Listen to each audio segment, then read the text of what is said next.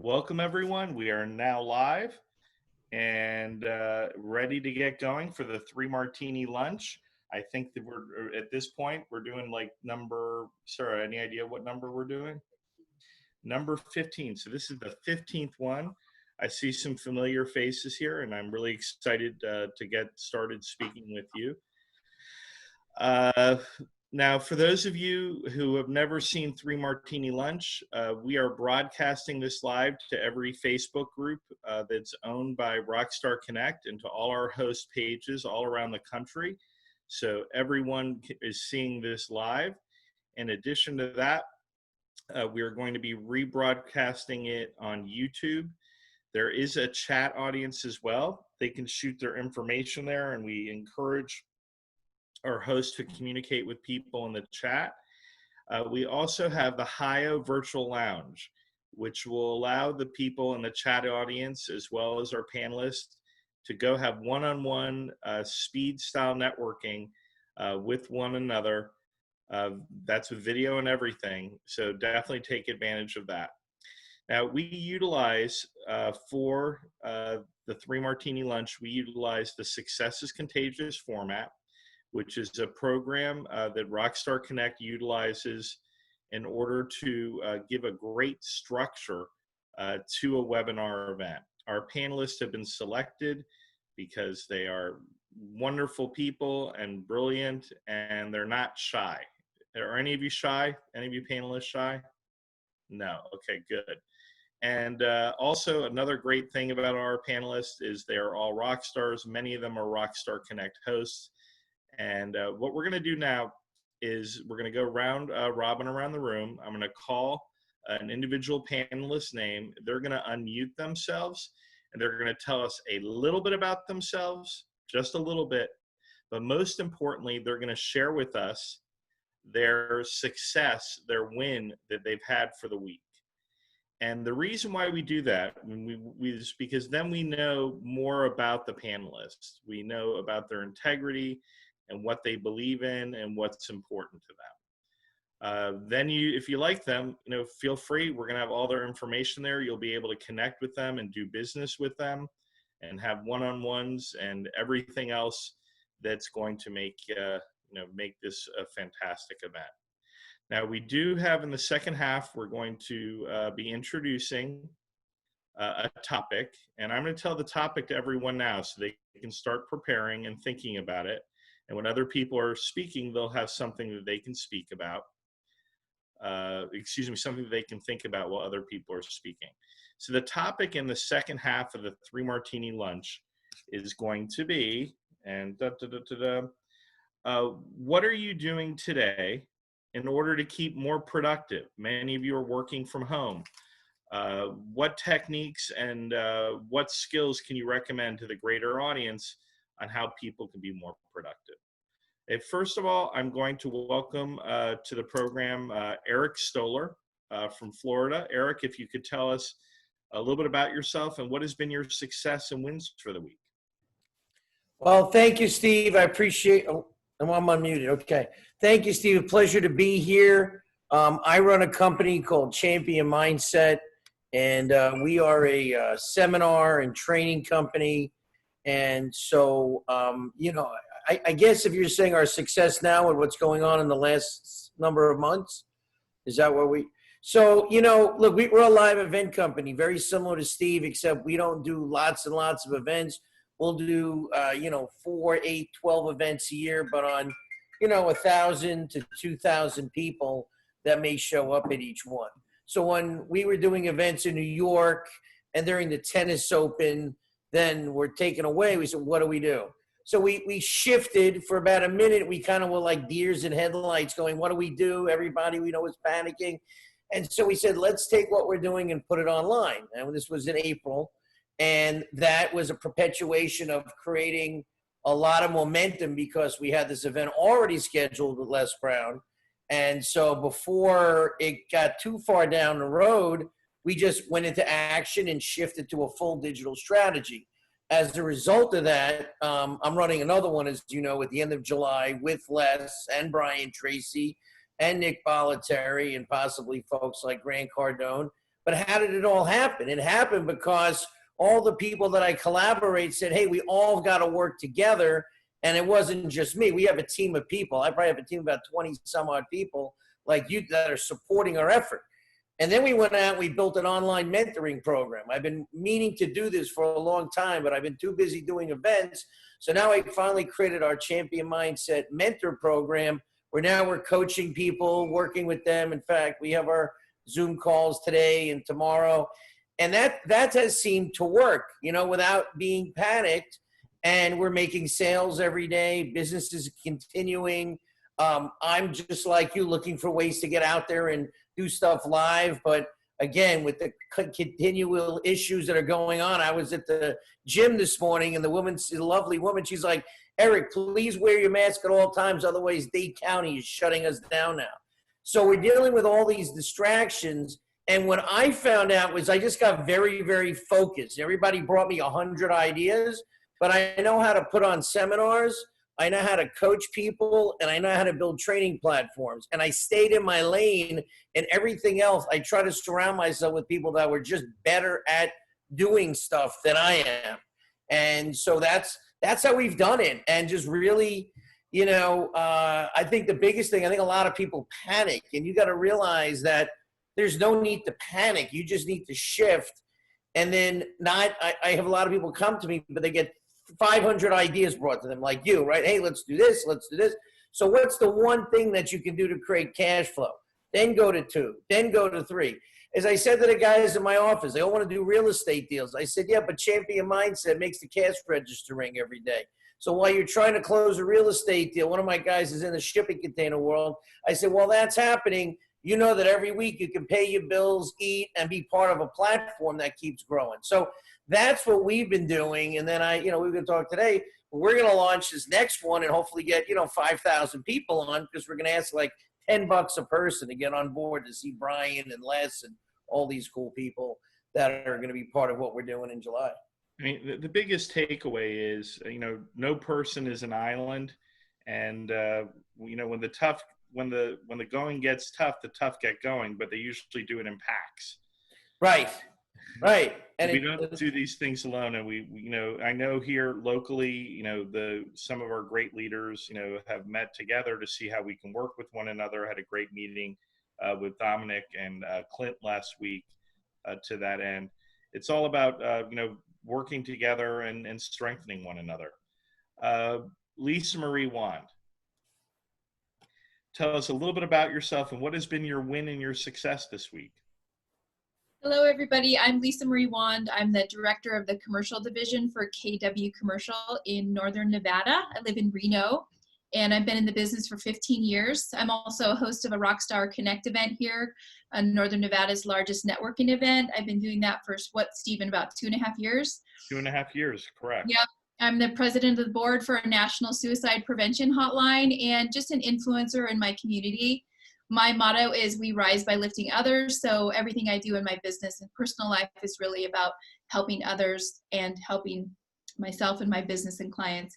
My win, I have a couple. My twin daughters turned 18 last year, and they graduated high school just recently, and I couldn't be more proud of them to be going through all of the COVID craziness and still rising to the top of their class and getting ready to move forward with their exciting life. So that's a big win for me.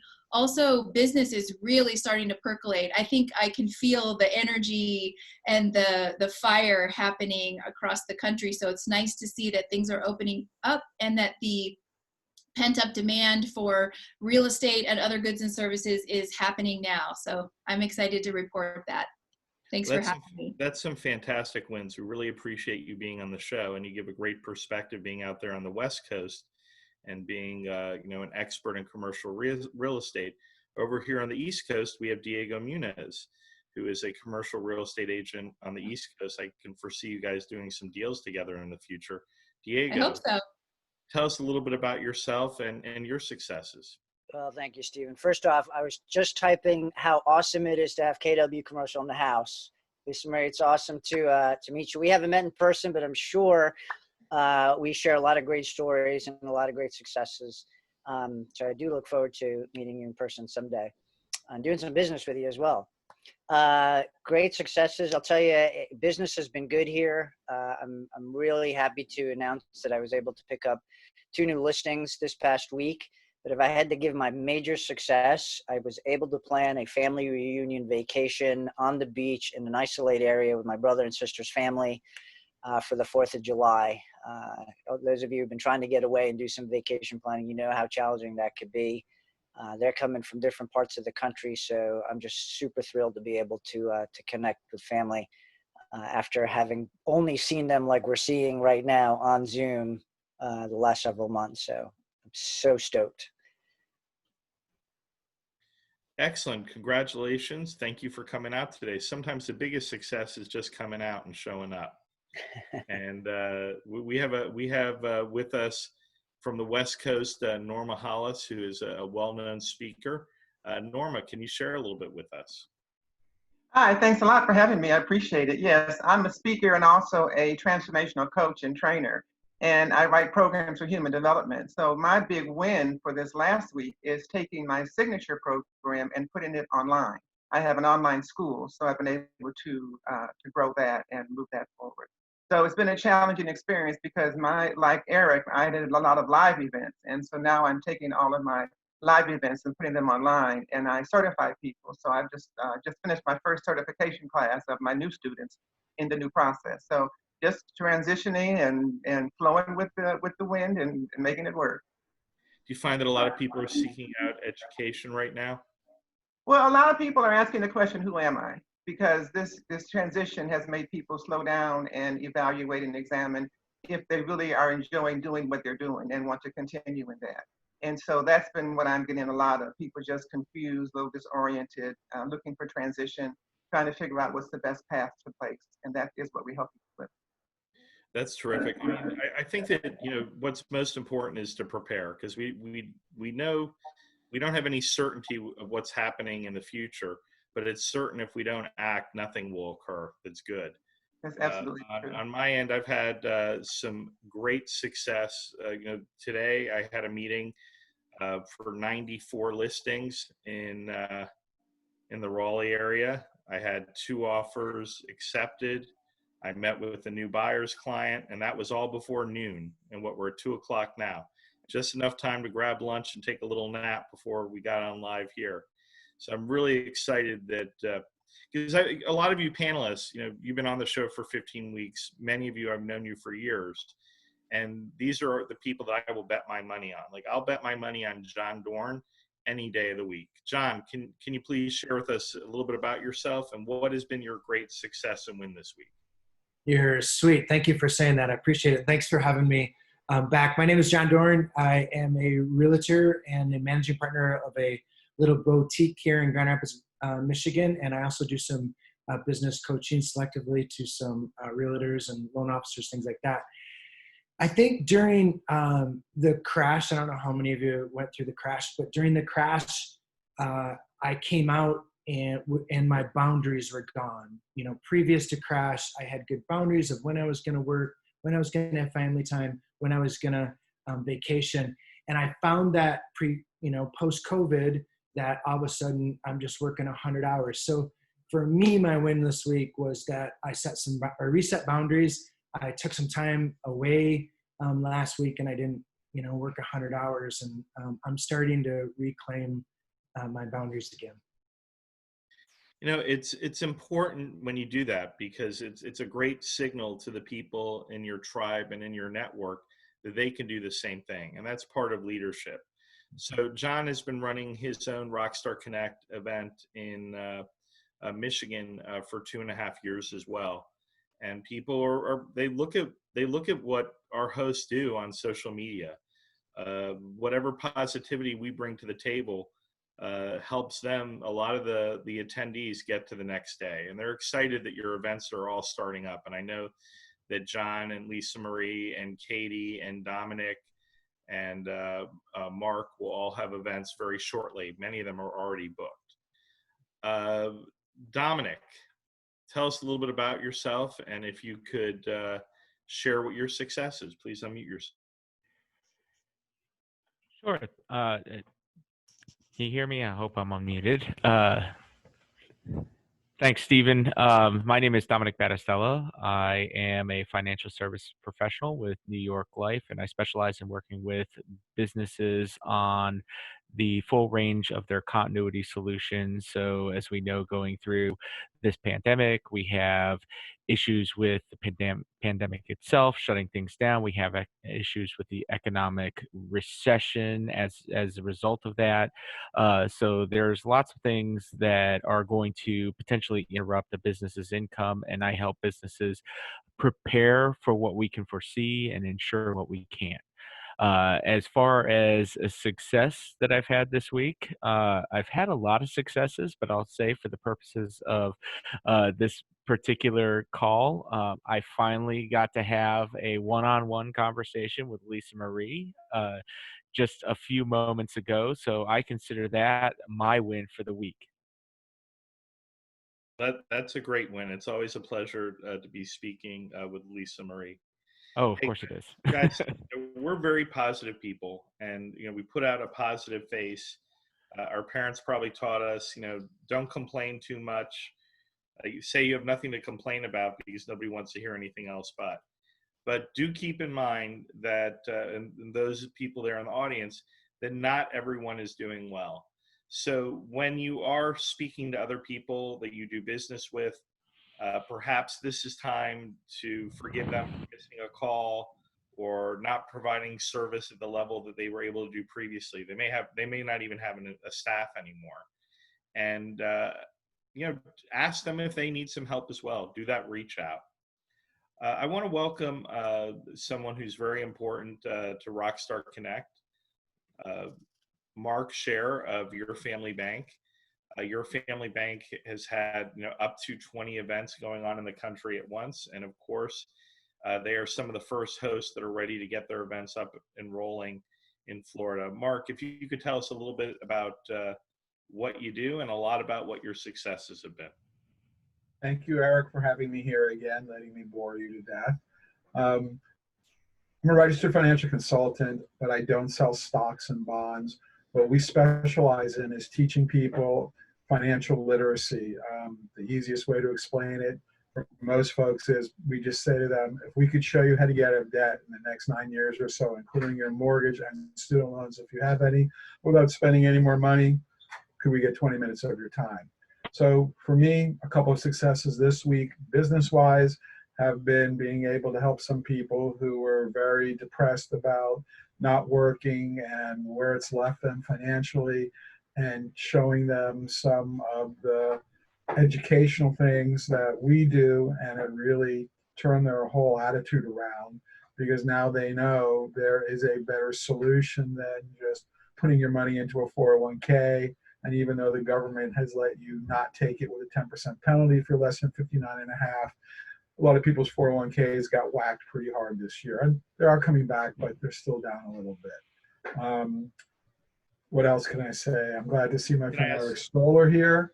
Eric, I've done speaking at Eric's events, and I was at the Les Brown event. It's a great event. Everyone should try and make that one. That's coming up. David Linski's here. He works on our team. He is a great person. He's our college planning expert. And on the personal side, I've had two. They weren't my successes, but they made me feel good. My oldest son is a Citadel graduate. He's been in Iraq. He's been in Afghanistan. His last posting is Hawaii. And he just got accepted to Georgetown Graduate School, where he'll now be being posted in Washington, D.C. as he promotes up to major. He'll be studying at the International School, specializing in intelligence at Georgetown starting in August. I'm a little sad because I'm not going to have an excuse to go to Hawaii and see him 6 times a year. And my youngest son graduated from Tulane cum laude from law school. He just passed the Florida bar and got his first job. So the good news is they're on their way, both of them, but unfortunately, as those of us who are parents know, they're never off the payroll.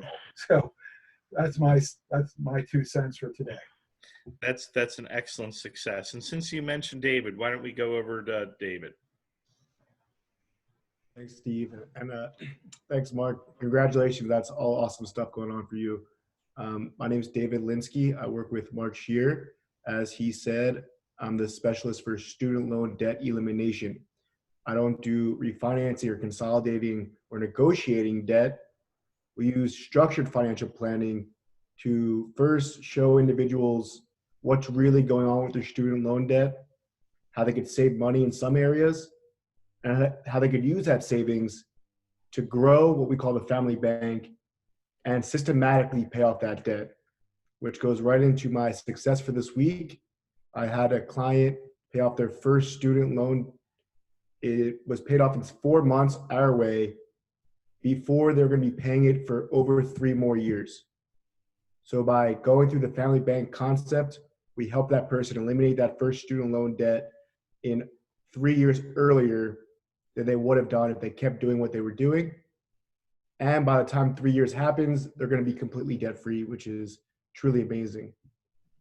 That's a fantastic success. Thank you for sharing that. Jack Brockman, welcome back. A little bit about yourself and what's been your success this week. And that can be business related, family oriented. It's up to you. Well, thank you for having me, Stephen. And it's always great to be amongst all these great people. So what I do is I work for a company called Insperity. And what we do is work with companies really at any point in their growth stage, but we're an outsourced HR, payroll, and group benefits program. As they're growing, we can kind of meet the people and the businesses where they are and give them a lot of options that instead of bringing it in-house, it might make sense for them to outsource it. And then as they grow, maybe bring it in-house later.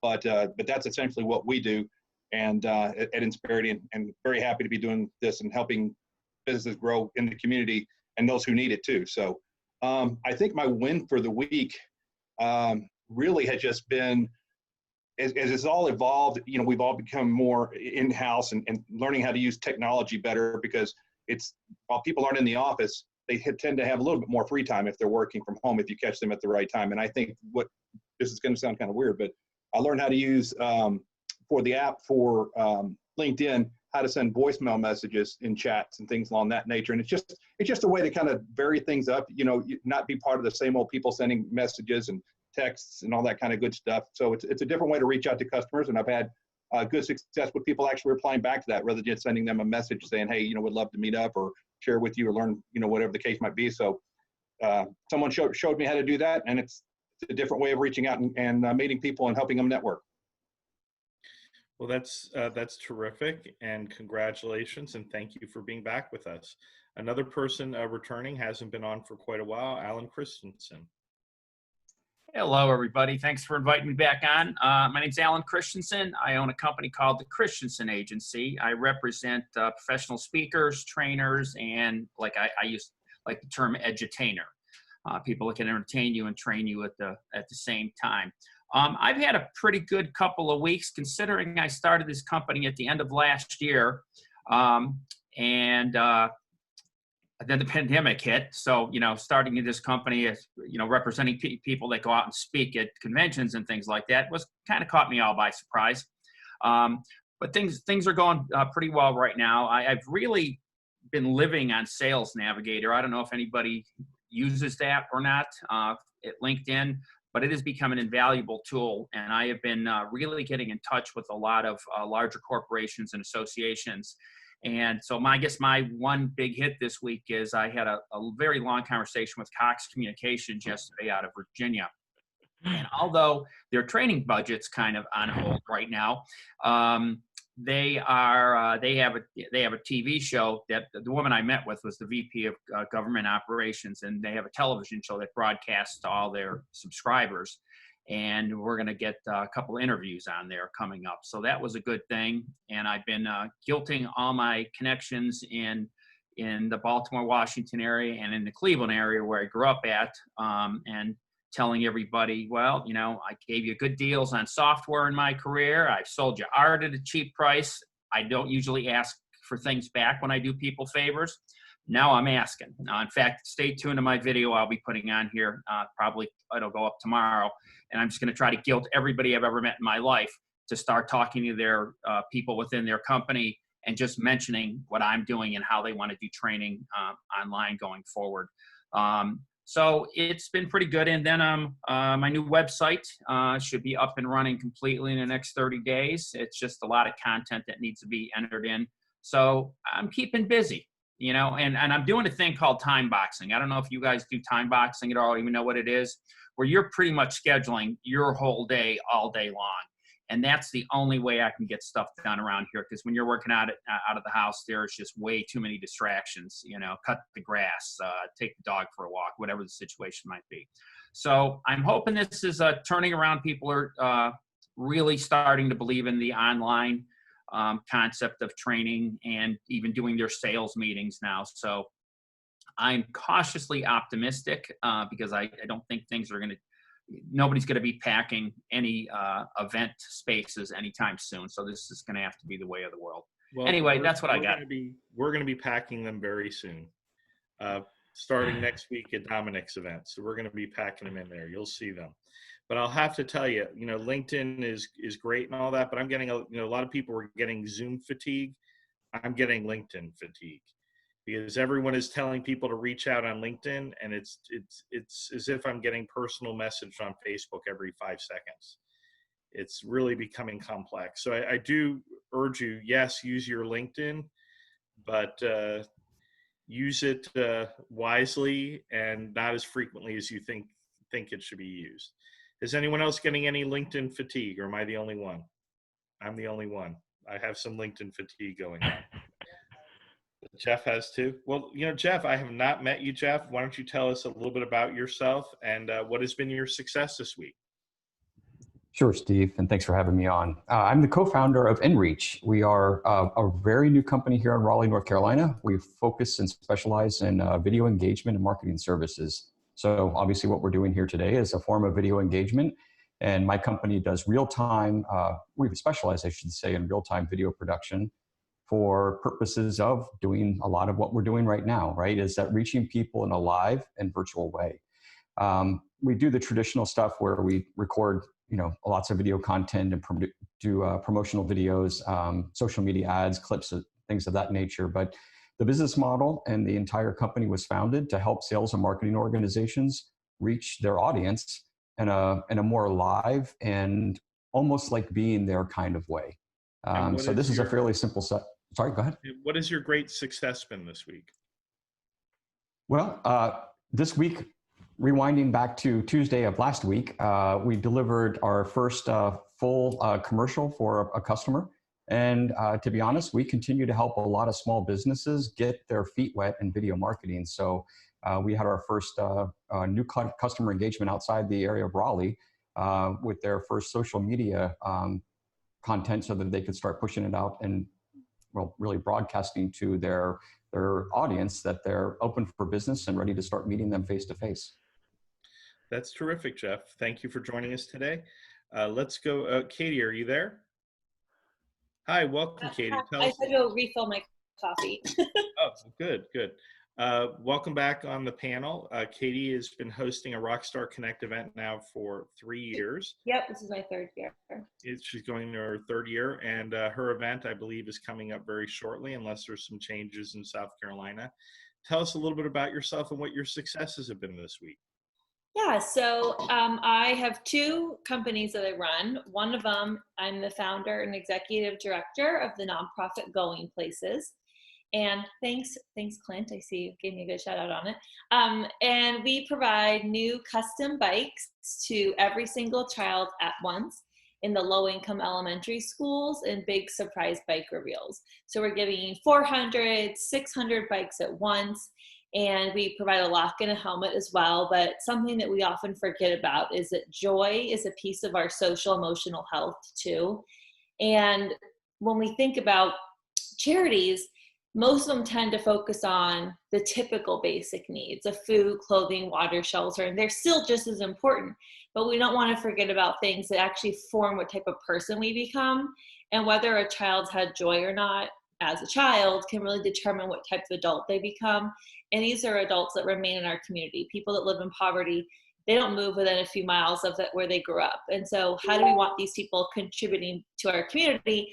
If we could have a hand in their childhood, let's do it, I say. So we have, by the end of this year, we will have given 2,000 bikes, and I will have raised in the last 3 years over $265,000 myself. And so branching off of that, thank you, Diego. So branching off of that, people always ask, you know, how do I start a nonprofit? Because I've actually made my nonprofit go truly viral, and 3 years ago, and I've been able to keep up the national media attention every year since. And so there's a lot of things I've noticed that I've done I don't see other nonprofit leaders in the community doing, which is what has gotten us to where we are so quickly. And I want to share those things with people. This isn't, to me, this isn't a competition. We all want to help the community. There's plenty of money to go around.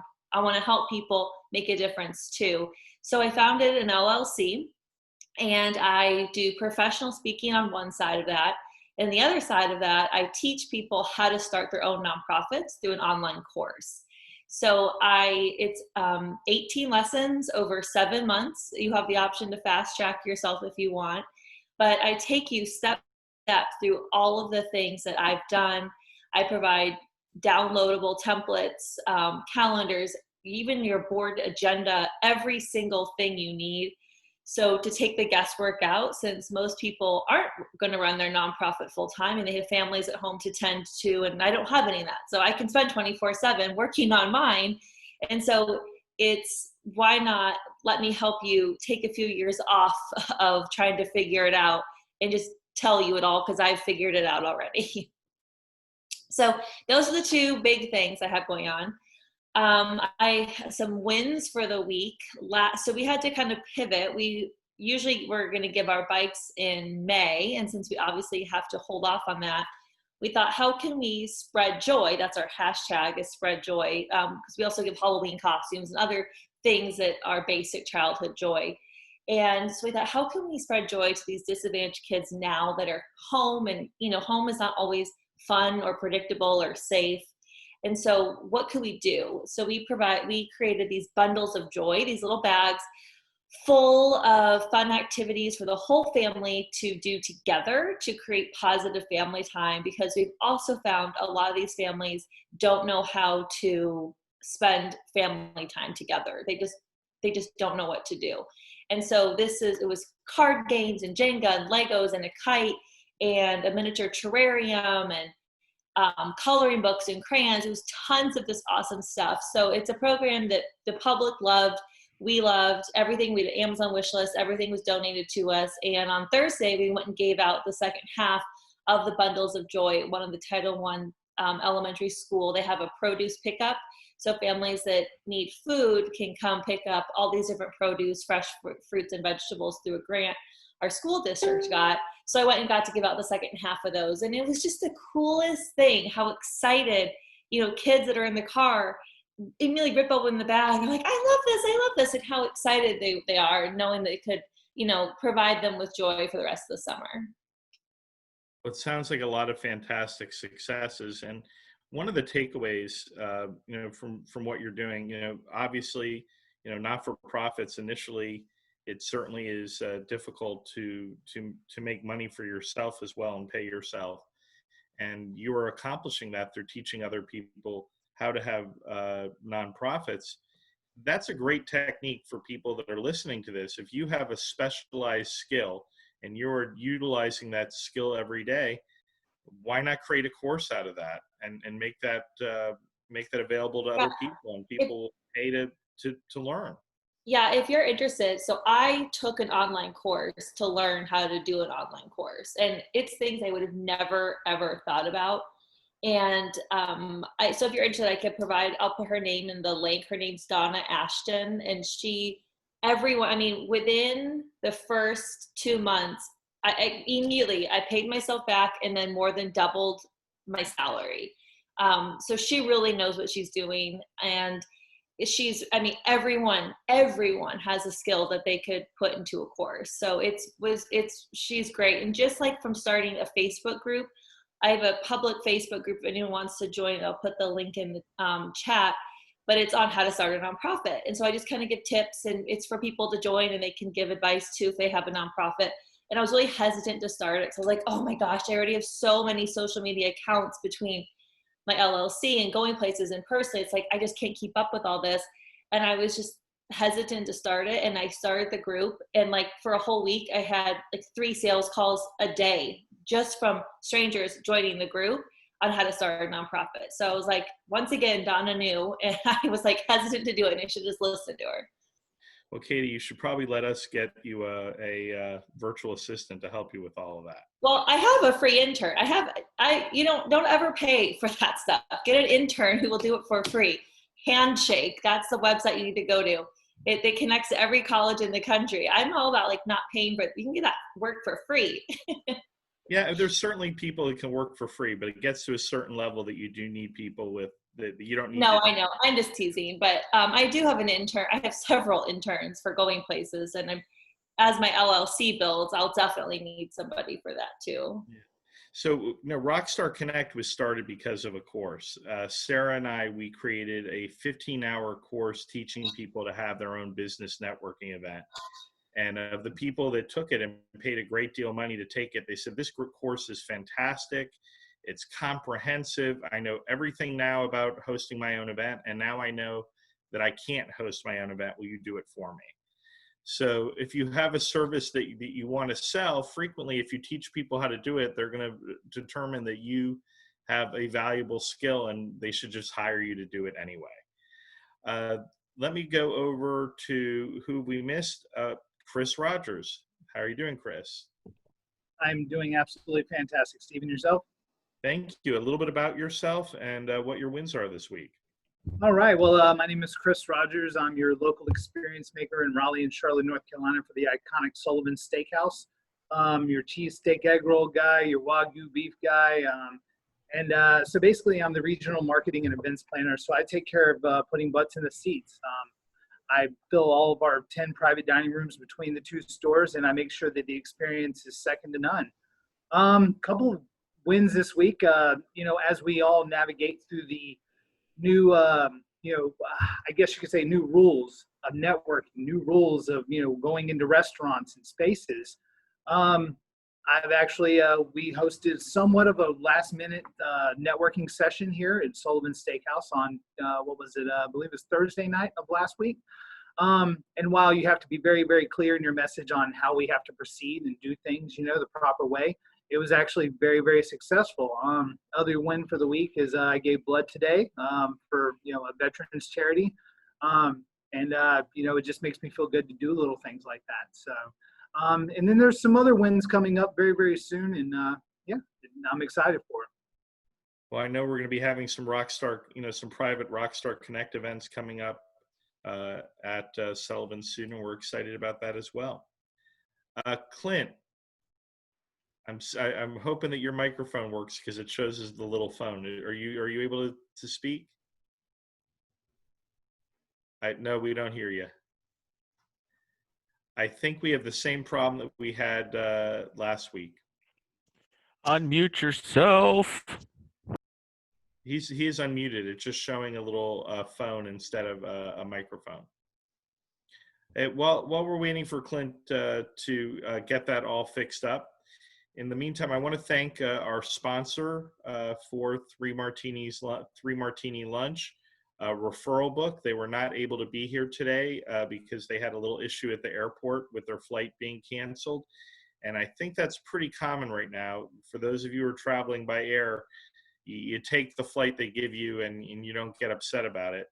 So definitely be prepared. But Referral Book is a fantastic app that's available on your phone. You can go to referralbook.com and download it, or you can go to the different app stores, and it enables you to create your own circles, your own sphere of influences, where you can efficiently and more effectively pass referrals to other people and create business.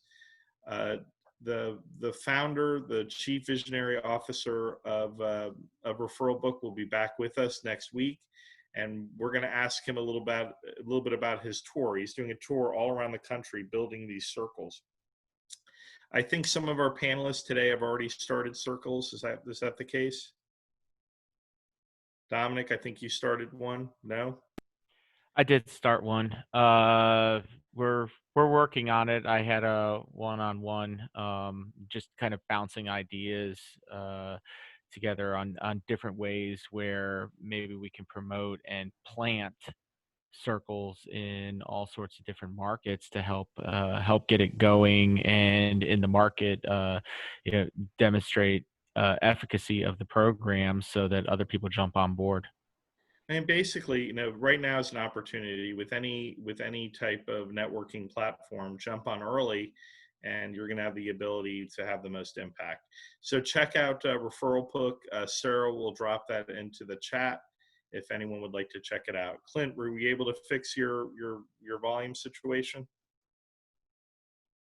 I don't think so. Hey, let's go on to the topic of the day. So I sort of tricked you. I gave you like a boring topic to think about, how to be more productive, yada, yada, yada. But I did that really because I wanted to catch you off guard. What I'm going to ask you today is, every person who is an entrepreneur or runs a business or a salesperson, they have an ego. They are like superheroes. They are rock stars. They all have a superpower. So when I go to you today, I'm going to ask you what your superpower is, and if you could explain what your superpower is and how it helps you to be such a great professional. I'm gonna call on Dominic because he's getting a little sleepy, and we're gonna get him invigorated, and he's gonna share his superpower with us. Boy, I feel asleep right now, Stephen. You got me snoring over here, buddy. I'm using my superpower of hypnotism on you. Yes, clearly.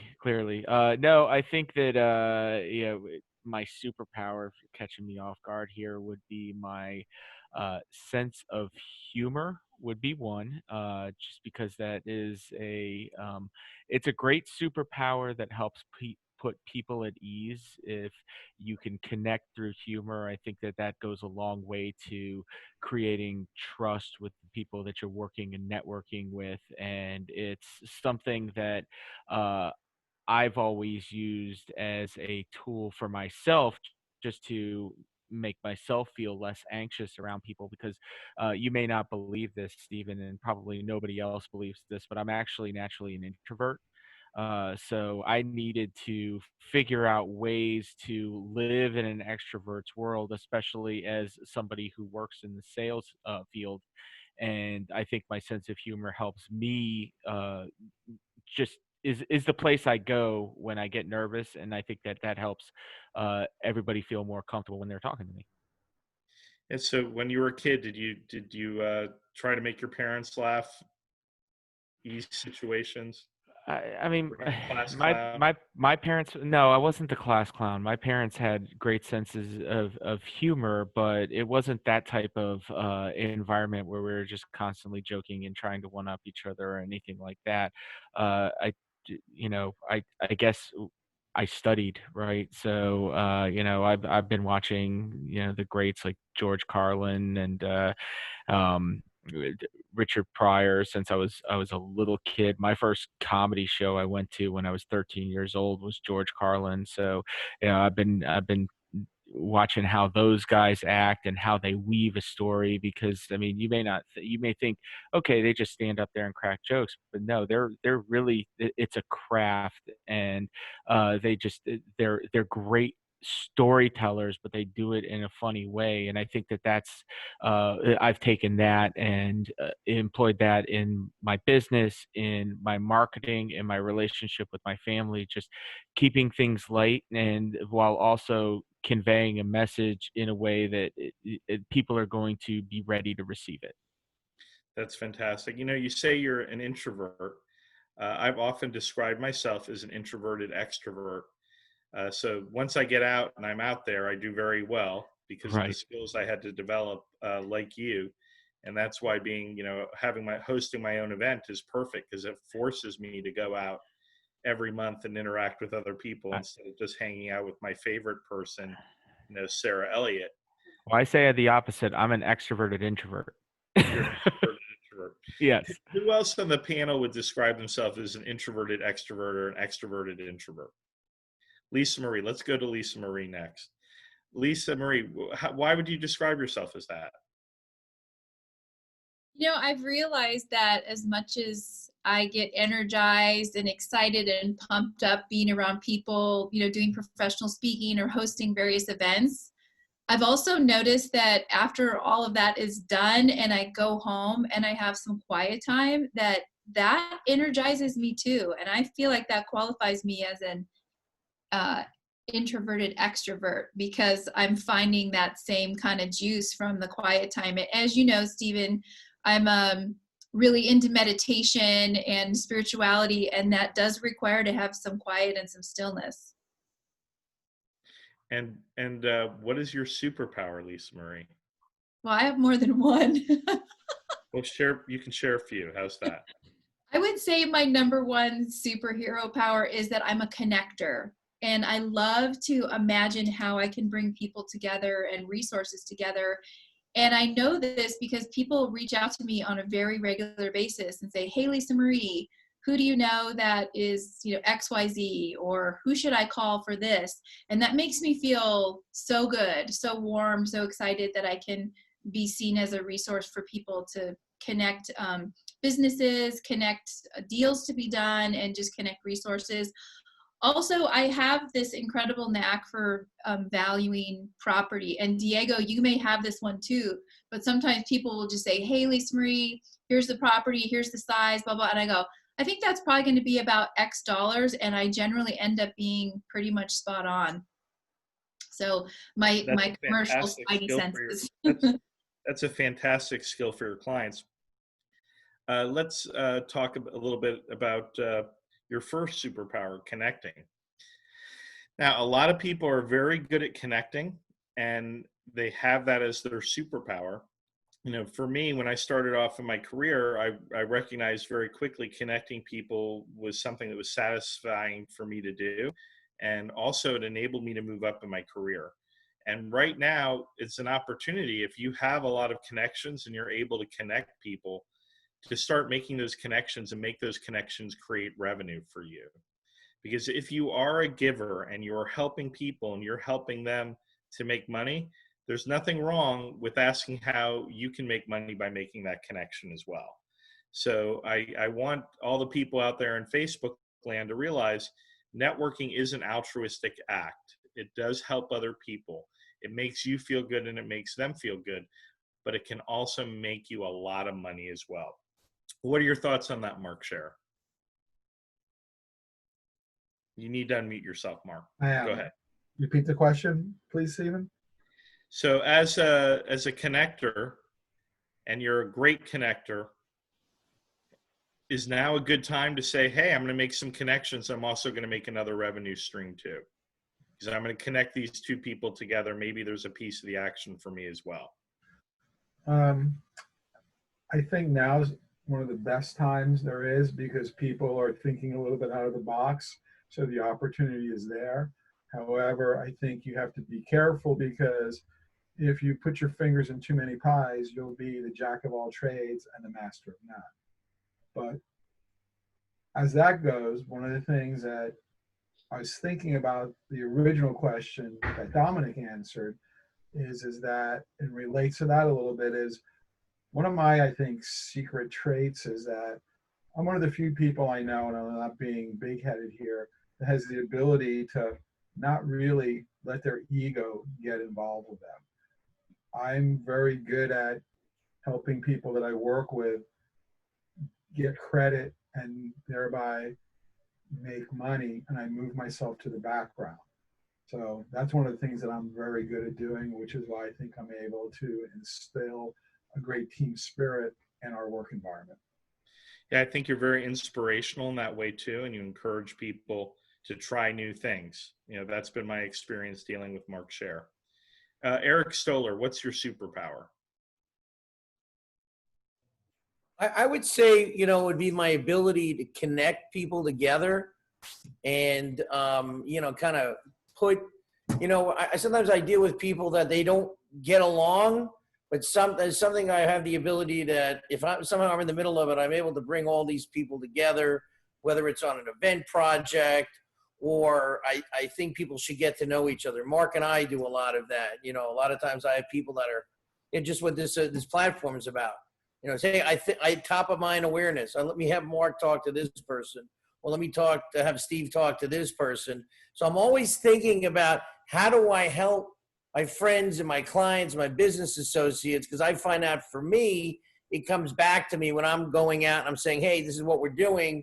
So people want to be part of it, especially in the world of events. So I think that's one of the biggest things. The other thing is just creativity and creating something from nothing and then turn it into a business or a revenue stream, or like we talked about, taking ideas and then turning them into action. And that's just a fun thing to do.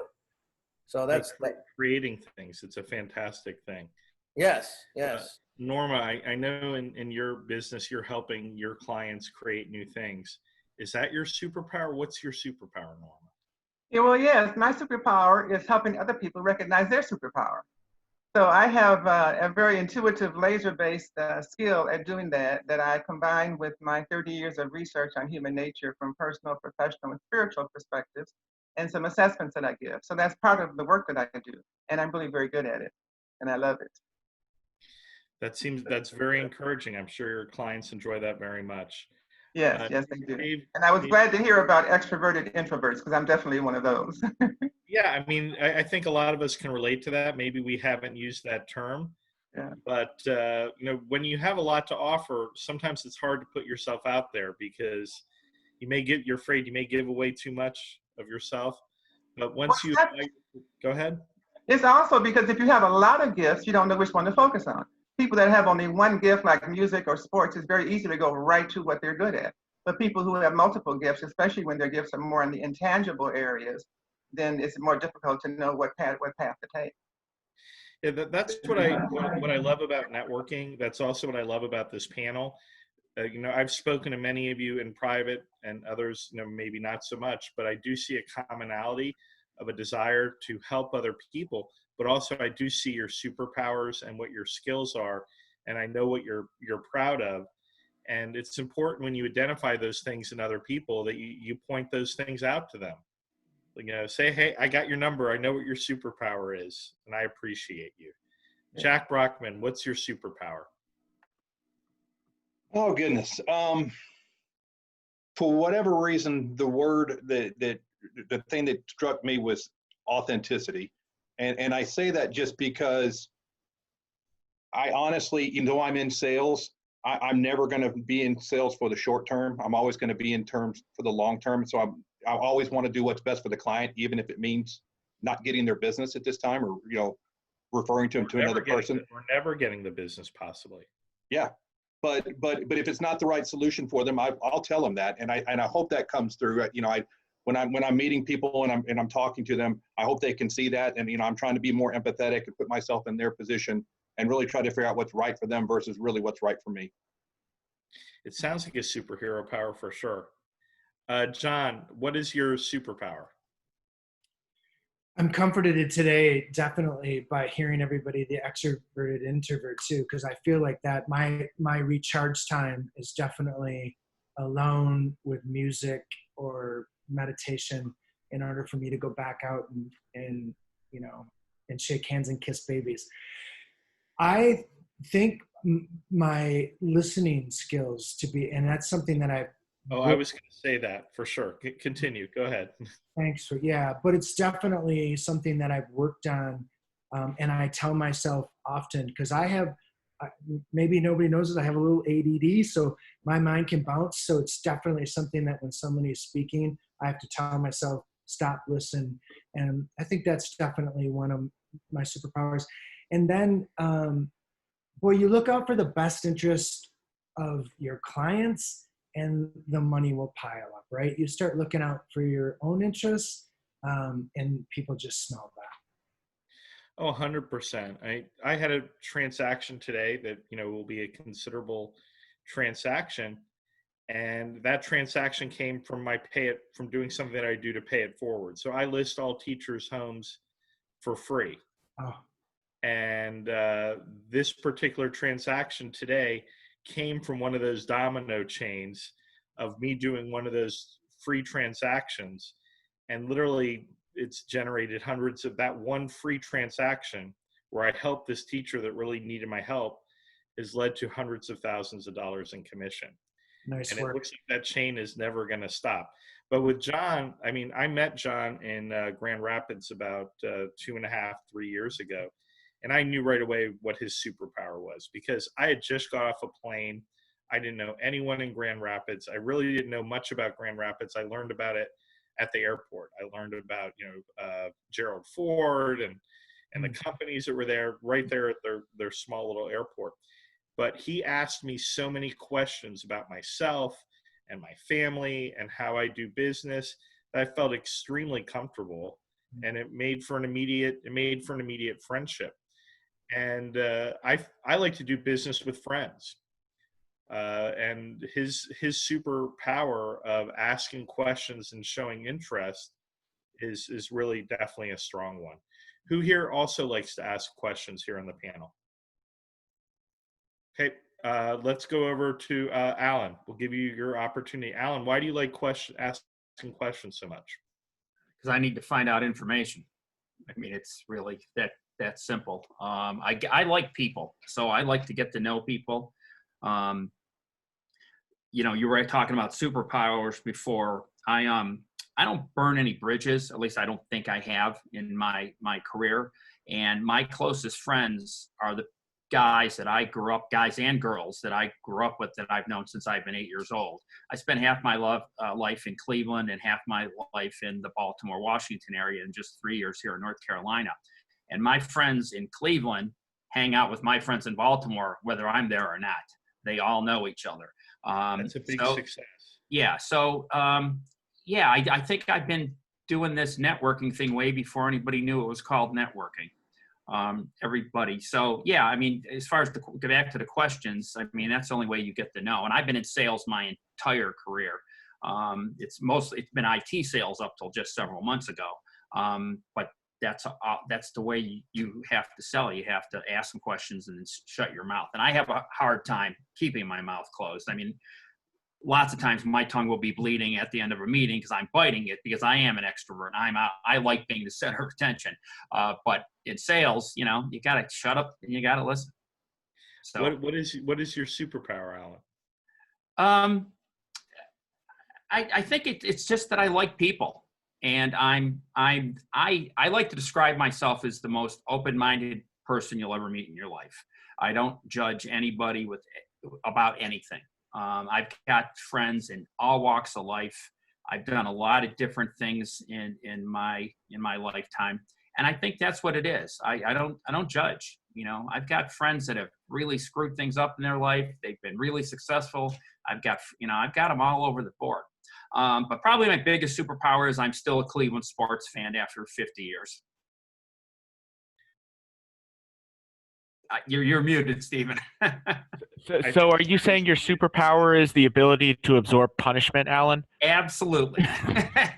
Absolutely. And for the younger people in the group here, they won't fully understand that. But if you're a Cleveland sports fan, it's a tough life. 100%. Hey, so I'm going to go over to Clint. Clint, next time, I think I can tell when you're unable to speak. It makes like a special symbol on my side. So I'll have someone let you know that, so you can go change it around to do whatever you did now. So, Clint, we're into the new topic. What is your superpower, Clint? Can you hear me, first of all? I can hear you. I can see you. Great. And it looks like there's a basketball game behind you. Yeah, I have a new background. It's a good one. It's the one on my phone, so I had to switch to my phone here. My superpower is I'm a connector. I mean, it sounds like everybody on here, we have the same kind of thing. And I'm a super, super extrovert. So I love being around people. I love introducing people face to face, which is, why I'm a connector, in a couple of other groups. But man, I mean, the extrovert thing, I don't know if I necessarily like being the center of attention, but I don't mind it. And Alan, I want to say something to you, brother. I'm a diehard Cubs fan. And I'm sorry, not sorry, for 2016. I don't want to go off the rails here, but if my team had to lose to somebody, it was the Cubs, because we had the two worst baseball teams in history. Yep. So I know what it's like to be a suffering sports fan. But I do want to say my win for the week, Stephen. So I'll go back to this real quick. Is having lunch with you fine people at your house, and talking business and seeing what we can do to continue to develop. And then after leaving your house, finding 2 new venues that are welcoming guests that are indoor, outdoor. So that is going to be my win for the week. Great. I need to talk to you about that because we need a few more venues here in North Carolina that are actively seeking networking events. I got 2 right here. So okay, you just, great. That's taken care of on this side, brother. Excellent. So Noah and Rhonda are coming on in the second hour. I just want to let you guys know we're still using the Success is Contagious format. So I'm going to come back to you for your success for the week. In addition to that, our topic this week is what is your superpower? So that'll give you a little time to think about that. And I know both of your superpowers actually. So I want to see if I'm right here. Katie, what is your superpower?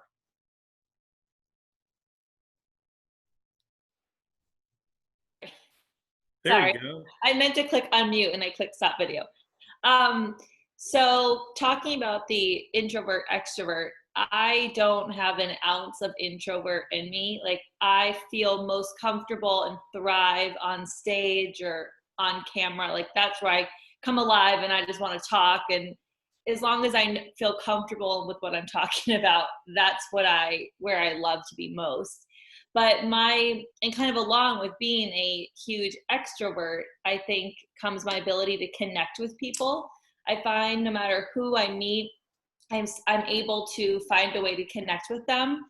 And I think a lot of it's just my genuine love for what I'm doing. And so when I'm networking or talking about going places or starting a nonprofit or whatever it may be, I don't do that whole businessy language. Like what you see is what you get all the time in my regular life and in my professional life. And when I was a teacher, my principal used to say it was the best and worst thing about me as a teacher is because I was the same way to my kids as I am as a person. And I talk fast and I'm big and loud. And she's like, that can promote anxiety because kids are like, oh, wait, what's happening? What are we doing? Because it's just, I'm always the same person, always really high energy.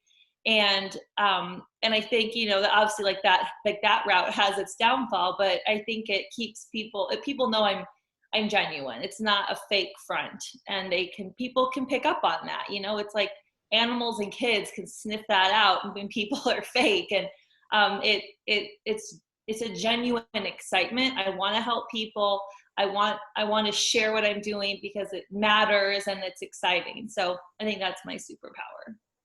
That's a great superpower. I mean, I love to entertain. So having my networking events is an opportunity to entertain a lot of people all at once. And even though I am a little introverted, once I'm in that host role, I feel 100% comfortable. And that's how, largely how we pick our hosts too. They have to thrive on hosting an event. David Linski, I think I know what your superpower is, but why don't you share with us what your superpower is? I just did what Katie also just did. I thought your superpower is making yourself disappear. That's another one I have, but I think my superpower is being able to remember like small things that people say in conversation, which comes back greatly, especially hosting Rockstar events. You meet so many different people at those types of events and all the other networking and clients and things like that. And being able to remember, what they say they like or they don't like, and bringing that back up into conversation really makes everything more personable and makes everyone realize that I'm remembering who they are and about them and bringing things up that I remember them talking about before. So it's almost like we're more like friends instead of, hey, that's the guy that runs the event, or he's, helping me out with my debt, and really making more personable connections that way. Now, from your event, have you made some good friends too? Oh, definitely. I mean, now I have a group of people because we do it from Fort Lauderdale to West Palm and Jupiter. I live down in Fort Lauderdale, but my parents are up in Jupiter. So all 3 areas, I have a little group of people at each one where I can go to other events with or just even hang out with. A lot of times our events turn into, till 10 p.m. people are hanging out at the bar, and it goes from a networking event quickly to almost like a little party afterwards. It's always fun. It's like the after party at the networking event. Every single time. Yeah, that's I enjoy that too. As I'm getting older, it's a little harder to stay until 10, but we make sure we try. Jeff, if you can unmute yourself. Jeff, what is your superpower? So I'm going to go literal here, Steve, and compare myself to Batman. It's always been about adapting technology to help empower a superhero. So as a sales leader, I've always had to find new technologies to keep ahead of the game. And obviously, in starting a new business, it was all about discovering and adapting new technology. So my career, I would have to say, has largely been successful because of being out on the bleeding edge of technology products. Excellent. That's a great superpower to have. Diego, what is your superpower, please?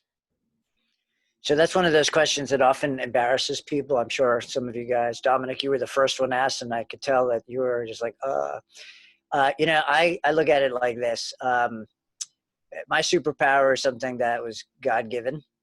It's something that is natural to who I am. And so I have to embrace it because it's part of who I am. And so I have realized that my superpower is I love to encourage people. I'm an encourager. I love to get to know them, realize what their abilities are, and just encourage them to the 100%. I'm a soccer coach, and I look at Katie and the work that she does with kids. I work with middle school and high school age kids to get the best out of them in sports. I work with clients to get the most out of what their dreams and successes and achievements are going to be. I just love encouraging people, and getting to know them is the way I do that. But that's my superpower, and I'm grateful for it. I think you need a cape with a letter E on it, encourager. Now, right now, you know, it's a particularly challenging time in history, and it's important to know what these superpowers are and use our superpowers for good instead of evil to help the other people in our networks and in our groups and in our nation. And, I know a lot of people may be embarrassed to share what their superpower is because they don't like to expose their ego. But in networking, ego is good. When you have an ego and you can put yourself out there on the stage, put yourself to speak, or you can put yourself in a room where you can introduce and connect one another, even if you're brave enough to pick up a phone. And I mean, all of you guys pick up the phone. You have to recognize there's a lot of people out there that are afraid to they have paralysis. They can't even pick up the phone to call someone or text them. They have to think about it before they do it. I would imagine that's not a problem most of the people here have, right? So when we at Rockstar, we're looking for hosts that are superheroes. So we are opening up all over the country. We're doing numerous type of events, including morning events, evening events, and pop-up events. If you feel that you have what it takes and that you are successful and you have an ego and superpowers, we want to hear from you at Rockstar Connect. Our website will be dropped in the chat room by Sarah. And we look forward to hearing from you because we're opening up all over the country. As far as superpowers go, I'd love to hear what Chris Rogers' superpowers are. Well, this is coming from a very, very big dork. I absolutely love superhero movies of all kind. Pretty much anything Avengers, things like that. My favorite superheroes of all time, though, were the ones that could take everybody else's power and harness it. Adaptability, basically. That and my other superhero power, I would have to say, is patience. Takes a lot of patience to plan every little perfect detail of every event and every party that we bring in here. But yeah, adaptability, I would have to say, being able to transition on the fly and do what needs to be done to get it done. Excellent. And, it's in your industry right now, you really have to be a superhero because a lot of people are depending on you, customers that are having, events, and they're attempting to do things in their life to celebrate, weddings and anniversaries and birthdays. They need you to be strong and use your superpower. Okay, I think we've gone through everybody that was here through the first hour. Rhonda, would you like to share with us first of all, a little bit about yourself, your success for the week, and what is your superpower and how do you use it to do good? So I'm Rhonda Sher. I am a LinkedIn expert. And basically what I do is I get people out of LinkedIn witness protection. So I show you how to get found and book 2 to 10 appointments a week effortlessly and automatically using LinkedIn. My superpower is actually really fun, and I'm a face reader. So I've studied it for 2 years. I can look at somebody's face and I can tell you how they process information, whether they're a risk taker, whether they're a people person. It's really kind of fun. I'm actually putting together an online course teaching people how to develop instant rapport. I've always just been fascinated with it. So that's my superpower, and I'm also a connector. I guess you might say, Stephen, I'm a professional yenta, but in the business world. And my win for the week actually is I do something called 10 before 10, which is I reach out to 10 people every day before 10 a.m. And all I want to do is just get to know them. And I never know where that's going to go and where that's going to lead. And what happened with that was I reached out to somebody I was connected to on LinkedIn for probably 3 or 4 years. And he invited me this Thursday to present on LinkedIn for a really huge Chamber of Commerce. So basically said, look, you know what, they hear from me all the time. They need to hear from you. And that would never have come if I hadn't just made that phone call to say, hey, John, we haven't been in touch for a while. I'd love to know what's going on with you. And I found out he had gotten remarried, you know, all these things. And all because I just said, how are you? So I think that's a huge win. And if people did that, your calendar would be full all day long. And just imagine the new friends you could make, and then you could bring them all here. It's so awesome. Absolutely. And Rhonda's hosted her own event in California for a number of years. And, you know, when you're hosting, when a lot of people will host an event, but they don't really do any follow-up afterwards. That could be because they're limited in time. They don't always want to get on a phone call.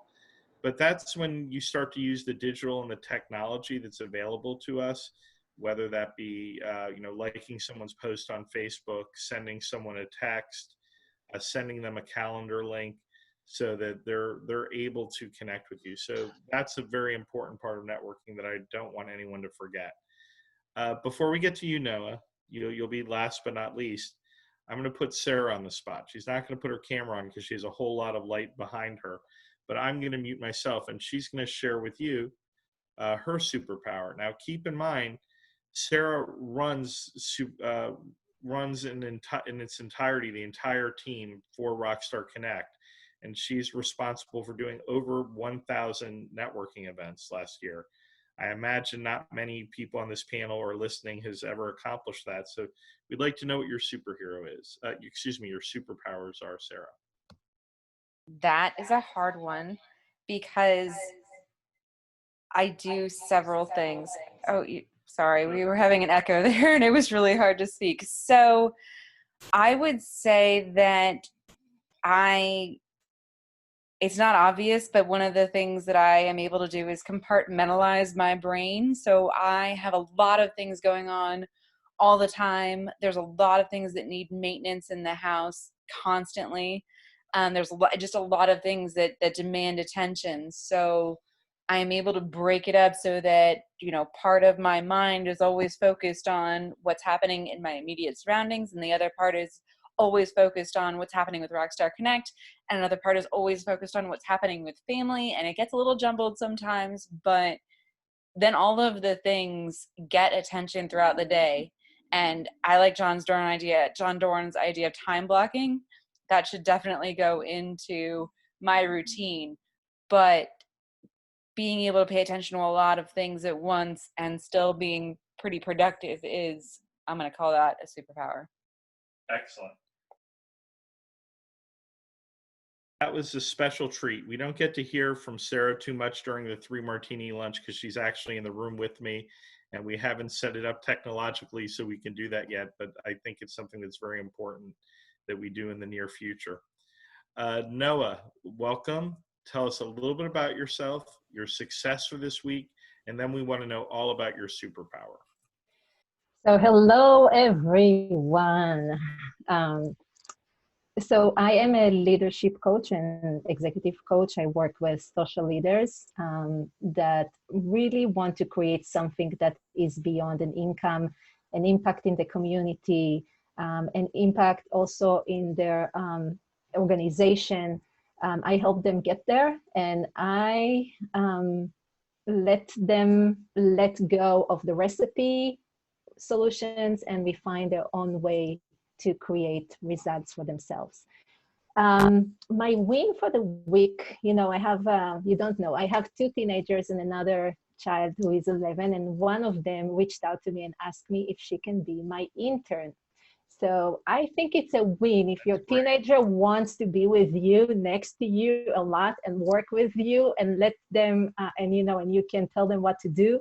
That's, I think it's a big win. Maybe it's also a superpower. I don't know. A superpower, I was really trying to think. One thing you can see in the background is my ability to take ideas and create workflow from them. And that's really helpful when I work or with myself. I also wrote a book. So I have all these ideas that float in my head, and I like to create a workflow for them.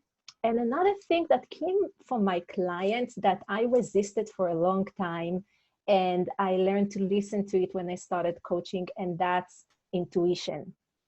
I didn't know that I'm so intuitive until I started hearing that from my clients, and that's when I started listening to what they say and engage intuition to everywhere in my life. So I think that's it. Those are some great superpowers. Hey, so guys, I'm going to give you one more question. We're going to come back just in a moment. I'm going to give you time to think about it. You told me what your superpower is. Now I want to know what your kryptonite is.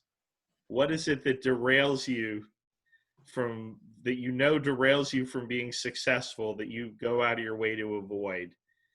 That's going to be the next question. But I think I'm going to share with you what I consider to be my superpowers. I think for a male, I think I'm very observant. I notice things, and that's been pointed out to me quite a bit.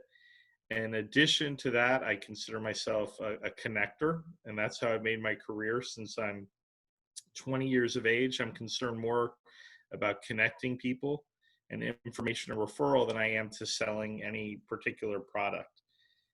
So helping people is the way that I've made my money. But let's get to kryptonite, because I know that's going to make everyone squirm. And let's start with, I'm not going to pick you first, Dominic, this time. Do you want me to pick you, Sarah? Okay, well, let me just mute myself. Sarah's going to share her kryptonite. Okay, so my kryptonite, in, like I said, I can focus on a lot of things, and I have a challenge with time blocking. My kryptonite is an alarm clock.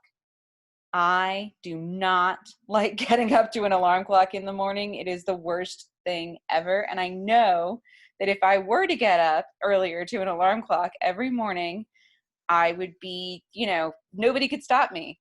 Like, I would be unstoppable in the whole wide world. But I hate an alarm. So that is my kryptonite. I will vouch for that. She does not like an alarm, so we do not have an alarm in our house. In addition to that, I have to be very careful the first thing that comes out of my mouth in the morning, because she's not ready for it yet. That would be, you know, my kryptonite. Okay, so Clint, we have 2 Clint Webbs apparently on the show today. Clint, what is your kryptonite? I noticed that the microphone did that thingy again, so I figured that I'd just do it on here with no video. So I apologize. Okay. Well, you have a video. We see you. So, yes. So my kryptonite would be negative people.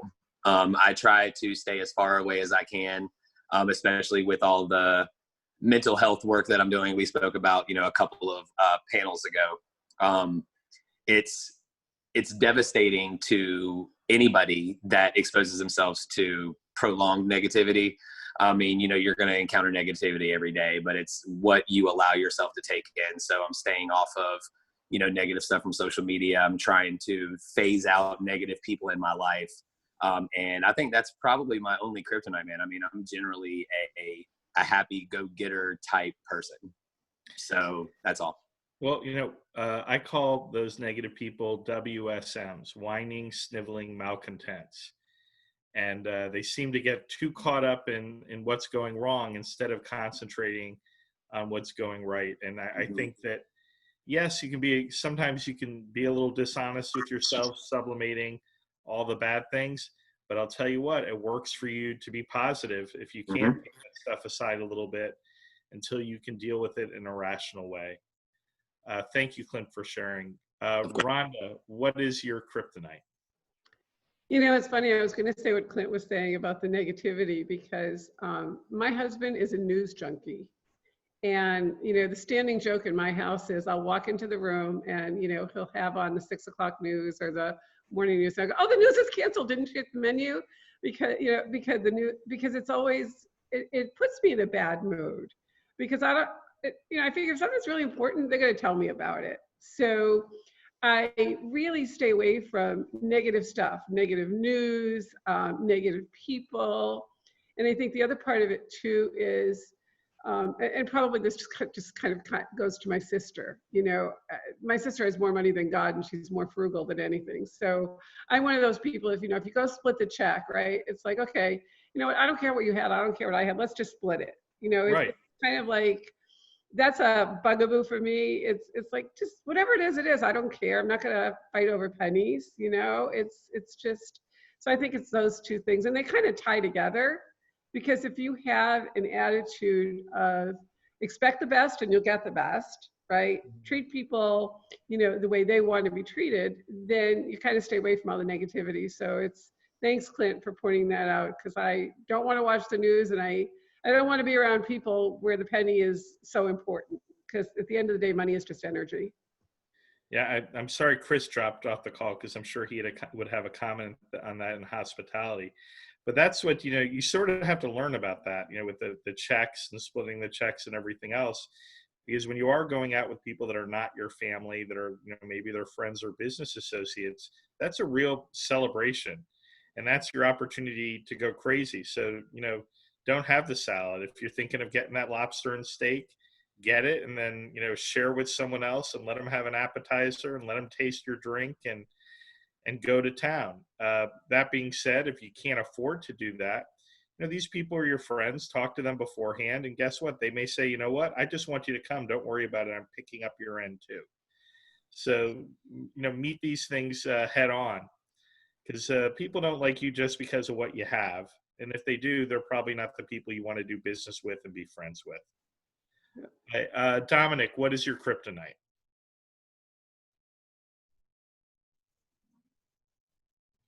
We're going to go with the mute button. That's fine.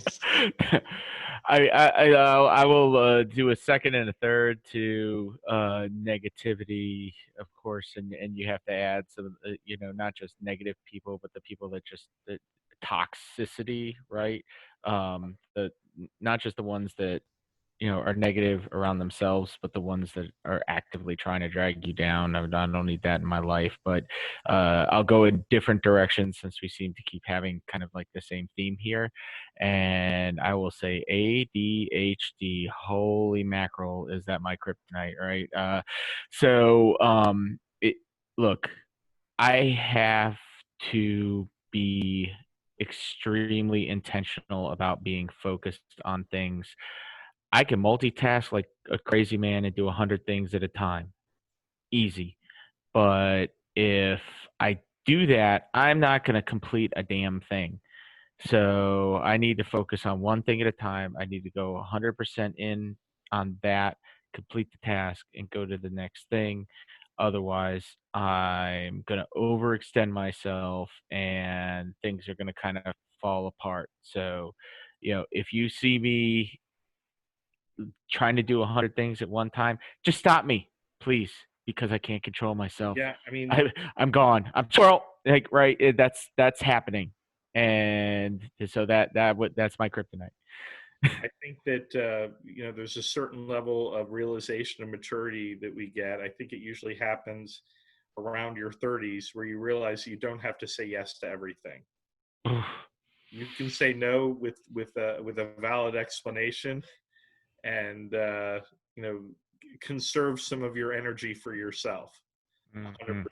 There's something that Rhonda was talking about, you know, the negativity in the news. I think that has been one of the greatest advantages of cutting the cord from cable.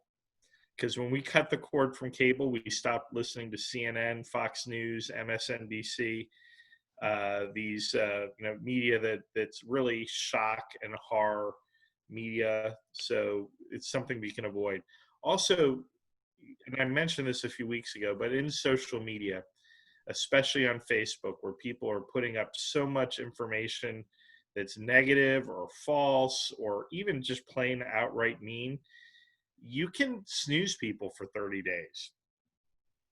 And when you do that, you're going to be exposed to a lot of people that are you're friends with, that you've never really heard anything from them before on Facebook. I have a whole group of people that I snoozed for 30 days, probably over 1,000 people that are all getting ready to be unsnoozed. So I'm just waiting to see what my timeline is going to be like. Norma, what is your kryptonite?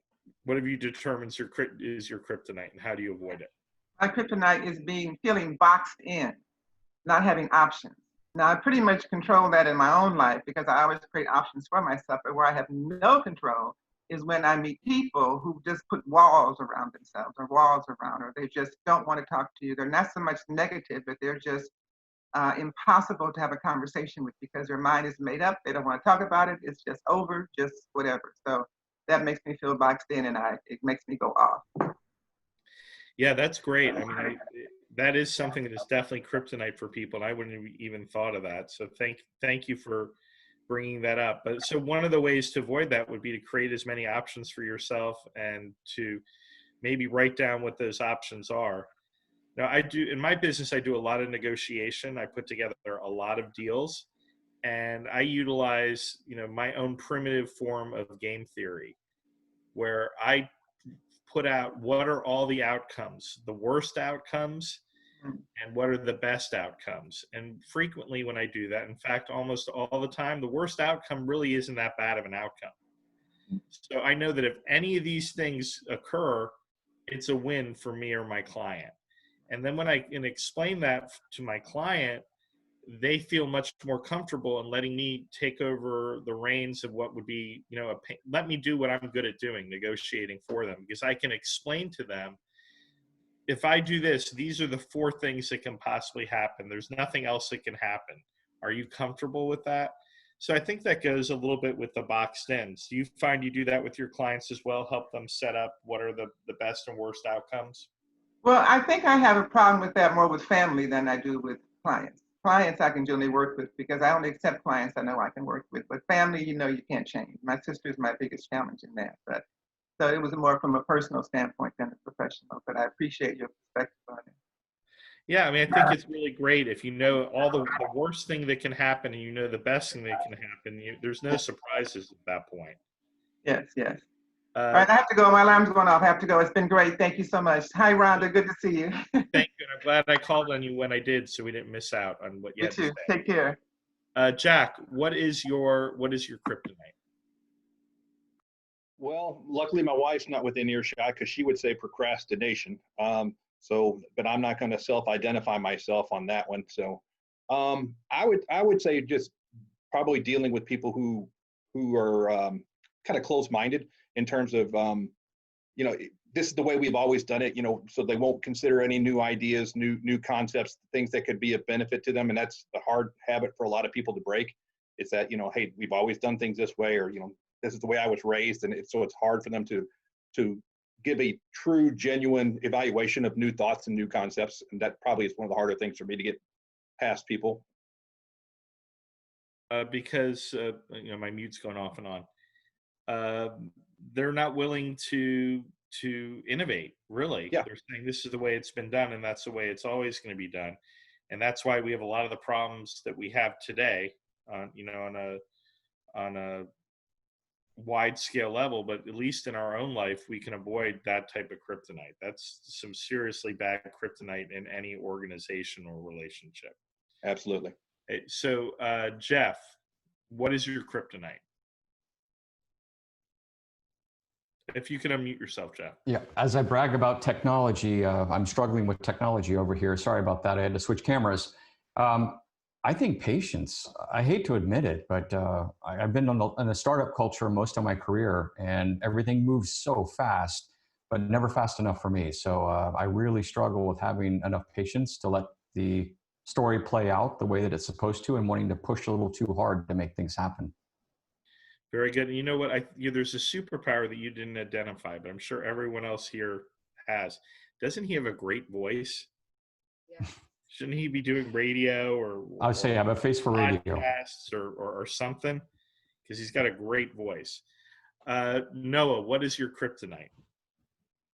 So it was interesting while listening, I paid attention that many of us talked about external kryptonite. So I tried to challenge myself. So one thing is ideas. I can come up, as you can see in the back again, a lot of ideas. And I had to teach myself how to declutter and not listen to all the ideas that I have and focus on a few, because if not, I become distracted. Also, one of my main values one of my core values is integrity. And when I see people that don't walk their talk, that triggers me for sure. I cannot be myself. I cannot be the open-hearted, embracing person that I want to be. I just can't. So that's definitely my kryptonite. So I try to look internally and externally. Well, I think that I see how you avoid that. I mean, I know because you are much like John Doorn. I don't know if you heard John speak, but you know who John is. You're a great questioner. So you ask a lot of questions, and that's a real skill to determine whether someone is full of it, right? Yeah. Because they're just giving you an answer, and it's not a well thought out answer, just to to fill the air. Then they're pretty much losing their integrity with you. Would you agree? Yeah, I think I also have a detector, and they know that I have the detector. It's kind of like energy wise. But yeah, so it's sometimes going back to intuition that I mentioned earlier. With my intuition, I can see people that say one thing, but they don't walk their talk. And that's really hard for me to see. What's great is sometimes Noah and I will call each other and we'll say, hey, my detector is saying this about this person. Do you concur? And we're usually on the same page. And so I want to jump over to you, Rhonda, because Rhonda and we have, many conversations. Sometimes we might go a month or two without speaking with each other. Then we'll go through like 10 conversations in a week. And, we are in the referral business. And I don't want people to feel like just because you made a bad referral, that makes you bad at making referrals. So sometimes I'll refer someone to Rhonda and they end up being a clunker, or it may happen the other way. And we feel so bad and we're like trying to apologize to each other. But the reality is when you've established that relationship where you have each other's back, that's like a duo superpower. You can just move on from that and you can still refer to one another. And that's very important. And now, Clint, you're a big connector as well. I don't know if we're going to be able to hear you because it's still that same thing with your mic. Can you hear me? Yeah, I can hear you. Okay. What do you do in a situation like that? You refer a lot of people. What if, you refer a clunker? No, man. I mean, let's see, the best value that I have in my job is to bring value to other people. And I'm not going to bring somebody that I think will be a clunker to anybody. Yeah, I value my network.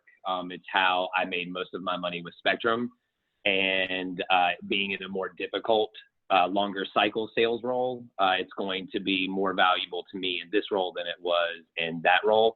And so, no, man, I mean, I want to introduce me, Stephen. I like introducing the right people to the right people, and I will continue to do that. So, no, that's a no. That's a hard no for me, Stephen. Well, sometimes it just happens. It just happens. Someone lets you down. Yeah, sometimes. Changed in their life. Maybe. Yeah, so that's why it's more about being consistent and present. You know, I'm not, if I meet you for the first time somewhere, I'm not going to introduce you. I might introduce you to a friend of mine, but not by business. But I mean, in order for me to send you business and refer you out for business, like I have to see you more than once. I mean, I have to talk to you more than once. It's all about being consistent. So that's, I mean, you know, that could also be a superpower of mine. I'm super consistent. I show up at all the same events, and usually with the same people. That definitely is a superpower. You know, for us as, you know, as a company, you know, it's difficult because, you know, we need hosts all over the country, and we really have to spend a lot of time speaking with them to see that they're appropriate, that they're going to be successful in their event. And we've had to, you know, fire people that have actually paid us money, you know, because we get to know them a little bit better. Either we don't, you know, like Noah said, we don't like their integrity, or maybe they're not particularly nice, or they're not going to be successful in that particular role. So that's something that we have to do as a team. So I do really appreciate when people do send us potential hosts, that you do a little bit of screening for us, so that we make sure that we have the right person in the role. Hey, Stephen, I have a question. Yes, go right ahead, Rhonda. Talking about referrals. So I had something interesting happen to me, and I'm wondering if this has happened to any of you. I have a very old friend, somebody that our kids went to middle school together, so it's a long time ago, right? And I got an email from him that asked me if I would send out a link to my email list. And my email list is pretty big. It's about 9,000 people with a 39% open rate that I've worked really hard to get, to promote his wife's webinar, you know, and it had nothing to do with my business. His wife runs a business that does college tours. And, you know, you talk about kryptonite, right? I'm just curious if any of you have had something come up where somebody, you know, asked you to do a favor, you know, because you were talking about it, Clint, right? Where I'm not really comfortable. I don't know his wife's business. I know him. Putting, you know, that out to my list, recommending that they attend a webinar when it's a lot of work to put out something to your list. I would love to get feedback if that's a reasonable question, because I'm sure it's happened to more than just me. Well, we get that request, you know, frequently. We have a very large mailing list of a very specific group of people, and we have to be very careful when we send that out. We have learned that our email list is of great value, so that if we do find someone that is worthy of being sent out to our entire list, we do request to be compensated in some way if we're going to that entire list, whether that be an introduction or a partnership, or actually people writing out a check. And they have to have a fantastic product. But it's difficult, because the request becomes very frequently, and we're not going to make that a list available to a lot of people. What are your thoughts, Noah? I have to say that for me, especially on LinkedIn, my contact list is something very personal. And for me I don't promote my events on, you know, the chat area, the email area, the LinkedIn email. So what I will do, I will tell people, if I know them, if I know what their product is, I will be willing to share to my audience, but I will never do what they ask you to, because that's kind of like a more of a personal relationship. And the same way, I don't want to spam, that someone else will spam my LinkedIn inbox or whatever inbox. I will not do that to my connection. So here, integrity, right? I'm willing to help, I'm willing to connect, I'm willing to share, but I have boundaries. As I learned that I need to have boundaries as a giver and as a connector, and I learned to be okay with that. Yeah, that's excellent. Unmute yourself, Clint. Clint, go ahead, unmute yourself. It has that little weird. Okay. Go ahead. No, you're muted again. Okay, is that better? Yeah, you're good. Mm-hmm. Okay. I want to tag on to that. There's so much power in being able to say no. And I think it takes a lot of confidence, for sure. I mean, I have a list kind of like what you're talking about, Rhonda. It's not an email list, but I get a list sent to me from a very, very, very trusted referral source that is a new construction list of every new business coming to Raleigh, Durham, Cary, Apex, you name it. And I've had people ask me for that list that don't even know me. They just see me out with some people that they may know, and they come over and they hear us talking, or they have heard about that list that I've sent to somebody else and say, hey, can I get some of that? No, the answer is no to that. Yeah. So the power in saying no is something that I've recently started doing. And it goes along with that negativity stuff about pushing people out, I would say that I've evolved into something else altogether. And I think the crisis has sort of done that, where people that I would have said no to in the past, I ask them why. I want to know why they want my list. I want to know how they're going to use it, what the access is to it, how much money do they plan on making from using my list, and is there an opportunity for me to make revenue as well? Because you have every right to ask why. Right. And, I'm a big giver. I give a lot of my time, but I have a responsibility to my employees and to my wife and my children and family in times of crisis to make an income. And I think that everyone today has to recognize that maybe some of the stuff that they gave away for free before, they should really look at that and see how, if they still have to give it away for free, how can it lead to monetization more quickly? What would be the path? It's like, I will give this to you for free, but how is that also going to lead to revenue in my pocket? What are your thoughts on that? That was great, Stephen. I just wanted to share that I love what Noah said, because I actually do the same thing. And I say, I will share. And the one thing I learned about saying no, I learned a little bit too late. My kids were a little bit older, but instead of saying no, you know what I say? Oh God, I wish I could. I'm still saying no. Oh, that's great. It sounds so much better, right? It's like, oh Mom, I wish I could.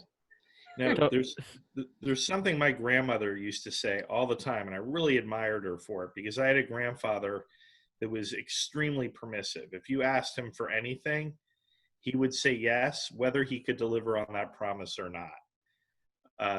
Often he would, but other times he just couldn't. And my grandmother always said, I'm not going to make any promises. I don't make any promises at all, so that way I don't have to make promises. She'd be like, I will try my best. And I really would like to start applying to that to my business as well. Jack, I saw up there the wheels turning. You have some stuff that you'd like to comment on this subject? No, I mean, honestly, I would say just more in agreement with what everybody else is saying, because, kind of what Clint just said and everybody just saying right now, I think you have a right to ask. If you're not comfortable with it, I always say follow what your gut tells you. And you put all this work in, like Rhonda was saying, to create these lists, and you, Stephen, for getting this done. Don't jeopardize your work just for someone who's asking for a favor. I'm just more in agreement with you. I think it's perfectly fine. If I ever ask somebody and they ask me why, if I can't tell them why, then I should never have asked. So that's just more thinking that you guys are perfectly within your rights. So we keep talking about these lists, and that's one thing that you built as people whose profession it is to create content and send that out to folks, and that's part of your personal business marketing strategies. But just to go back to what I think was the original point, is making a direct referral, right? Like, I endorse this individual for this business to somebody who's already your client. That's a whole nother thing, right? Because you've taken time not just to develop the relationship with somebody on a level of they trust me to send them information, but you're talking about relationship with somebody who you develop the trust enough that they are willing to give you money. And now you are introducing somebody else into that dynamic. You better make damn sure that that person that you're endorsing to also do business with this person who you do business with is going to have the goods, right? Is going to have the level of customer service, because it's about the integrity of your relationship that you built up with this person.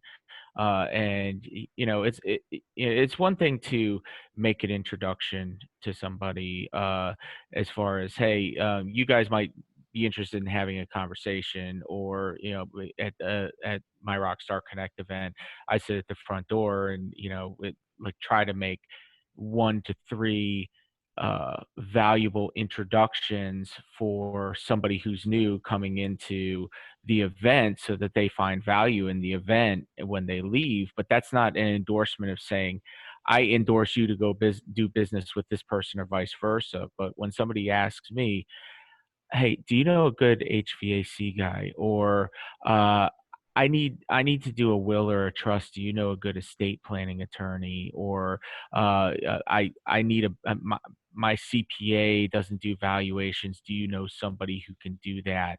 I need a group of people who I know and who I trust, and quite frankly, who I already do business with, that I can use for those recommendations. And fortunately, in all of us being in relationship businesses, I'm sure we have that level of deep connections with people that we can make those referrals. But it's got to be more than just 1 or 2 meetings. I mean, we have to have met, we have to have done one-on-ones, we have to have had further conversations. I have to know some of your clients, or I have to have common clients with you and have those clients recommend you back to me. That's the sort of type of relationship that we need to have before I'm going to refer you to my clients, because again, that's my reputation and my integrity on the line. Also, how many have you guys ever made a referral with a caveat? And what I'm saying there is, hey, this person is really good at this particular thing, but they're not really good at this, and but they're the only one that does it. And, be aware of that before you go into the relationship. Or another caveat, which is, I know you're looking for a person who does this, and I know of several people who do that, but I don't know them well, and these are some people who you could call. But I'm not endorsing them. They're just people who provide the service that you're looking for. I was going to follow up. Yeah, I was going to say the same thing, Dom, that when you were speaking a minute ago, I think there's varying degrees of how well you need to know somebody to make put them on the personal relationship. But that you just had said exactly what I was going to say. You can refer somebody out with that caveat, as Stephen just alluded to. It's, enter at your own risk. I know someone who could help you. I don't know them that well, but feel free to reach out. And I think, at that point, you've cleared yourself of all. Yeah, I mean, sometimes you need to make a referral, and you're not making a referral to that person because they're, a particularly nice person, but they're the one that can get the job done. It comes to mind sometimes when you're hiring an attorney, for example. When you're hiring an attorney, you're not sometimes you're hiring a therapist, but in most cases, you're hiring a pit bull, right? And a pit bull can bite, and it may not be the most comfortable situation. Reminds me of people in like subcontractors in trades, right? You might have this tile guy, and he does the best work in the world, but he is nuts, right? And you're gonna say, all right, we're gonna get this tile guy, and your bathroom's gonna look amazing, but he refers to everybody as Frank, and it doesn't matter what your name is, you're just gonna have to deal with that. Well, I mean, there's some vendors, especially in the trades, that are fantastic at what they do, but they're one drink from falling off a wagon potentially and yes. What they do. And I usually will give a caveat. I'll say, hey, this person, if we can get him on the phone and he's sober, he's going to clean your carpets better than anyone on the face of the earth and save you thousands of dollars. If he doesn't sound too good that day, you probably don't want to use him. Rhonda, do you have a referral with a caveat? Do you want to unmute yourself? Rhonda. Yeah, were you talking to me? Sorry. No, I actually have done referrals with caveats, but one of the things that I found that's been most effective is, when I get to know my clients on such a deep level, because I'm writing their LinkedIn profile, so I really get to know them. And one of the things that I love is I'm able to refer my clients to other people. And I had a woman that called me the other day, and as soon as I found out that she really didn't know what she wanted to do, she wasn't sure whether she wanted to be in another job or she wanted to be a consultant, she just didn't know. I said, you know what? I have a client that would be perfect for you, because I had spent so many hours with him. I read all, I wrote all the recommendations, right? It's from his clients that I now send, and they come back to me, which is the coolest thing, thanking me. And then he sends them back to me once he's done his thing, because he's a career coach. So there are so many clients that I have that I refer to because I get to know them. And in turn, the byproduct is they end up referring me and I never ask. That's the really cool part about it. But I do use the caveat, Stephen, and I love that you brought that up, because there are people that will say, Rhonda, I know you know a lot of people. I just want to check it out. And I will say, look, I will tell you the truth. This person is great at this, but if you're looking for this, I can't speak to it. And then I leave it with the last thing. I said, my mother always told me, if I couldn't say anything nice, not to say anything at all. So I'm going to leave it at that. Yeah, and your experience may vary. My great grandmother always said there's a lid for every pot. She also said there's a rag for every ass, when she was trying to be a little bit more descriptive. So someone who may be a good referral may not be a good referral partner for me. If I think your personality meshes with that person, that may be the perfect referral. You may need someone that gives you tough love and who's a little bit of a jerk to make you accomplish what you need to accomplish. Clint, I'll give you last word on this subject, and then we're going to wrap it up for today. So I'm going to just piggyback off what you just said. Sometimes, I've sent people to people and be like, hey, they're not the best people person, but they're fantastic at their job. And they will do what you need them to do. They will do it the best that you can get it. Maybe not the cheapest, but it is the best. And your follow-up customer service will always be great. So that's really the only caveat I think I've ever given somebody, was that they're just not a people person. And so that's a big deal for some people, because some people just want to do it based on relationships and how they can feel, with those people if they feel comfortable. But if they want the job done right, I send people like that. I think you're also sending out the message that, you may want someone inexpensive, but inexpensive rarely means that they're the best.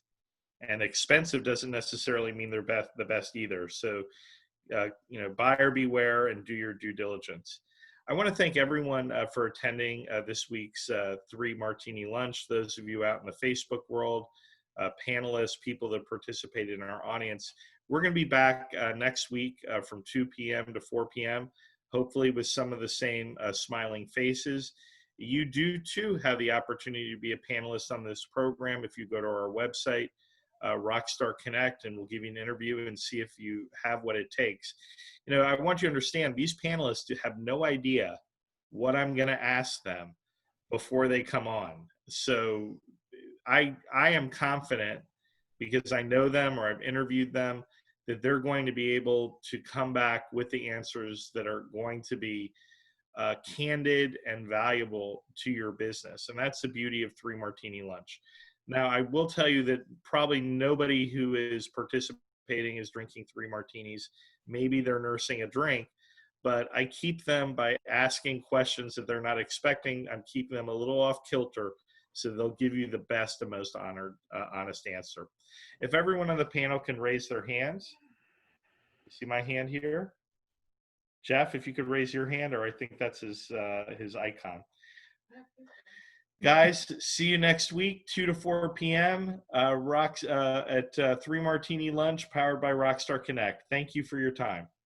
Thank you. It was great. Thank you. Thanks, Stephen. Thanks, everyone. Thanks, Stephen. See you next week. Bye.